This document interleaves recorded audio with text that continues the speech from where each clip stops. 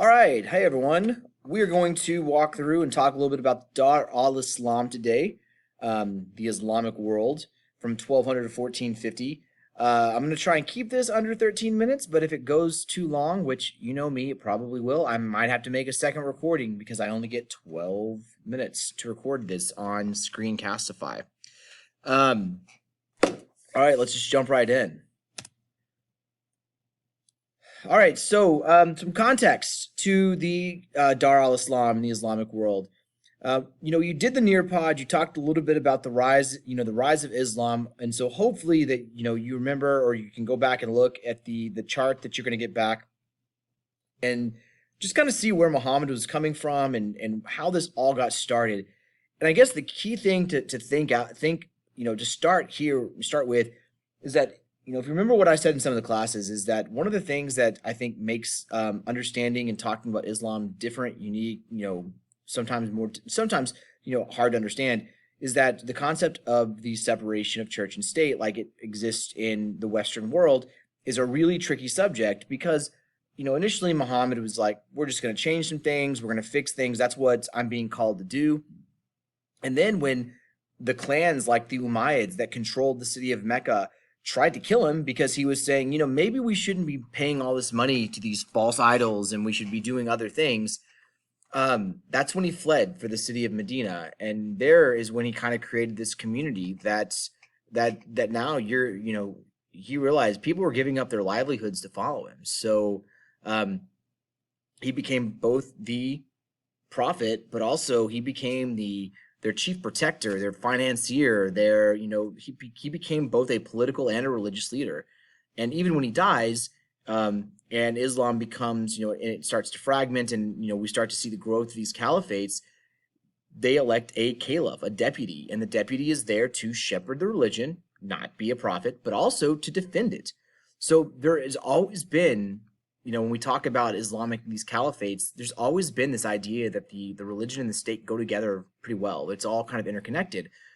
Sharia law, which is that legal code that kind of comes along with Islam. A lot of Sharia law, it covers both social, political, economic, religious needs. It doesn't really define itself to one issue. So after the death of Muhammad, Islam spreads across the Arabian world. Not just spreads a little bit, but this map here was within 100 years of Muhammad's death, at the height of the Umayyad dynasty, and almost the beginnings of the Abbasid Caliphate. You had Islam spread throughout most of Afro-Eurasia, as far as India, into parts of Eastern Europe, and obviously into parts of Spain. And we'll talk about what stopped it from spreading further, and if it had spread further, we're looking at a completely different way the world history is written. So why did it spread? We're going to look at three different reasons. One is the military, one is merchants, and one is missionaries. And those are the three M's. Like, if you know those three things about how it spread, you usually can get pretty close to finding the answer to any question if you understand, merchants, militaries, and missionaries. All right, so military conquest. This occurred a lot during the Umayyad Caliphate. So the Umayyad Caliphate lasted from about 661 to 750 CE. Relatively short. We're talking less than 100 years. But in this 100 years is when you see the military growth the most. Arab armies conquered lands, and within 100 years, the Arab Empire went from Spain to India. They wanted to capture trade routes and wealthy agricultural areas for their growing needs, their growing imperial needs. And individuals saw it as a route to wealth and social promotion, and this is why. When you fought as a Muslim soldier in the Umayyad army, you collected in the booty. When you destroyed a city, they divided it up. That was kind of a common kind of Arab trait. So the more, the better you fought, the longer you fought, the wealthier you could become. Now, they didn't necessarily push, they didn't really want people that they conquered across North Africa, into parts of Central Asia. They didn't necessarily want them to convert, because if they didn't convert, then conquered people, they had to pay the head tax called the jizya. This was a tax to practice your own religion, and it's relatively straightforward. You don't want to be a Muslim? Great. You'll be taxed, you worship whatever you want. It's a great source of income for this expanding state. Um, and also kind of goes along with the idea that the Umayyad caliphs, the Umayyad dynasty, they were elitist. If you weren't an Arab Muslim, which is pretty geographically like, we're talking, if we go back to like really, you got to be from Damascus down, like that's it. That's where the Damascus was the capital of the Umayyad family. If you weren't from the Arab Peninsula or the Arabian Peninsula, then you weren't really you were a second class Muslim in their eyes. And so there were a lot of jobs that were not offered to you. There were positions in the army you couldn't take. So this is going to be a big turnoff in terms of converting to Islam, and they're okay with that because again, they love that idea that you're going to pay a tax to continue to practice your own faith.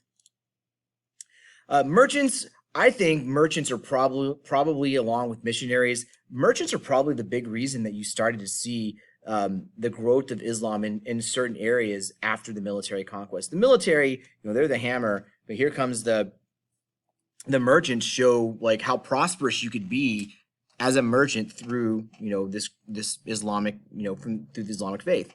They converted to Islam. They would spread the message along trade routes, including the Silk Road, the gold salt trade route, others. Let's be honest. Muhammad was a merchant. His family, they were a family of merchants. This is a very merchant-friendly faith. The five pillars are pretty easy to recognize. If you can, the Quran, no matter where you go in the Islamic world, the Quran was written in Arabic. So even if you were an Indian Muslim, you probably learned Arabic in order to read the Quran. So it was kind of a unifying cultural language. And I mean, the religion is fine. I'm sure that a lot of people were drawn to the ideals of Islam, but also as a merchant, if you're doing business with other Muslim merchants, it's probably a good idea to be a Muslim because you're going to get a better rate of exchange. So there's some monetary positives if you converted as well. So a lot of people will convert in order to, get the benefits of those deals, of those sales. Again, think about it. It makes some sense. And then finally, you had missionaries. And they went all over the trade routes and into new territory. And this is one was Muhammad Adib. This is a quote from him speaking to Indians on the subcontinent. It is set down that a servant of God should make the Quran his guide and protection. On the day of judgment, the Quran will lead him towards paradise. One who does not stay close to the Quran, but who lags behind, an angel will come forth, striking his side and carrying him to hell. One's rank in paradise depends on his recitation of the Quran. They say that everybody who reads a small amount will enjoy a high place in paradise, and they say the more one knows how to read, the higher one's status in paradise is. Now, a lot of these missionaries, again, they're going into parts of the Arab, the Islamic world, like India, like West Africa, where they're encountering completely different cultures and different ideologies and religions. And so this type of a message, while it's going to work in some areas, is going to be a hard sell to some. If you're kind of saying, look, if you don't learn what we're saying, you're going to hell. You're going to see more missionaries that they kind of go in a different, they go a different way. They're going to take a different path. The most successful of the Muslim merchants or Muslim missionaries were called Sufis. And the Sufis were kind of the wild cards. They were very charismatic. They were very big on the personal relationship you had with Allah, not necessarily the day-to-day doctrinal beliefs of Islam. They were really more about that personal connection. The five pillars, the Quran, the recitation of the Quran was big, but they were you saw them being a lot more understanding of someone in a new culture or in an older culture who is coming to the faith but had was a Hindu or had an indigenous beliefs. And so you're going to see a lot of kind of compromising. And the further away you go from Mecca, the less stringent the rules are that you practice.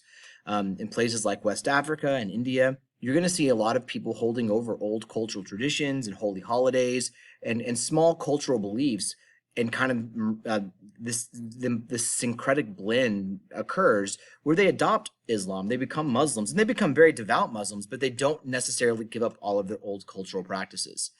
So you don't necessarily get that from this quote here from Muhammad Adib, But a lot of the Sufis who are going to some of the furthest parts of the empire, that's what they're going to encounter. They can create more, more followers of the faith, but there's going to have to be some type of a compromise.